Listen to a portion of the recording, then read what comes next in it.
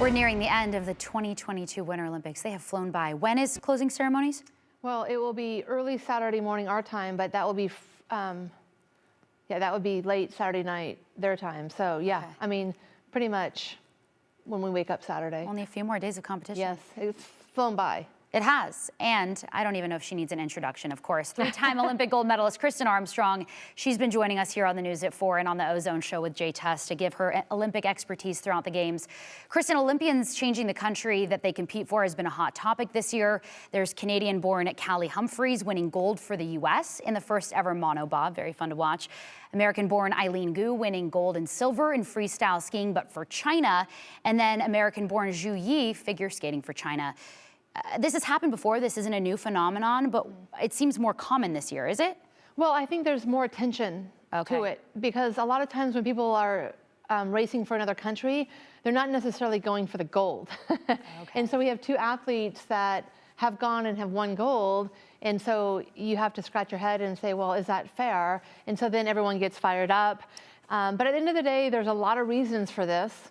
One of them, so for example, for the monobob athlete, you know, she had a really hard time with her coach in Canada. In fact, she had filed harassment because of her coach.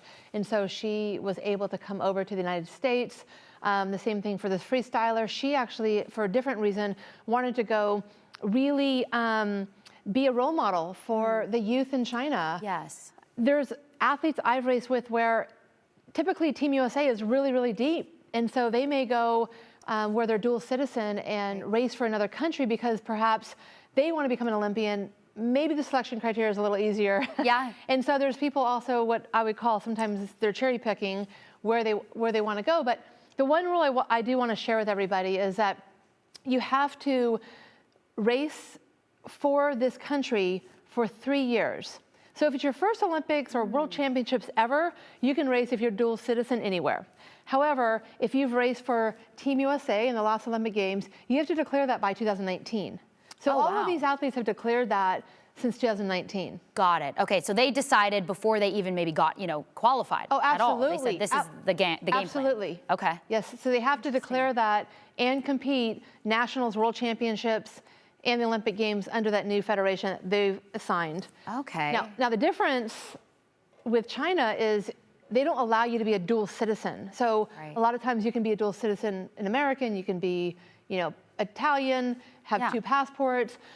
With China, you have to actually really commit to being that citizen. Yeah. So it's life-changing. It is life-changing, but I would say to wrap that up, there's just a number of reasons, and I feel like they're all unique. Yeah. And why people decide. They are, and we are, of course, rooting for all of them as well.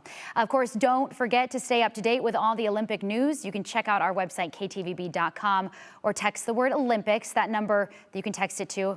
We might be pulling it up on your screen. It's 208-321-5614.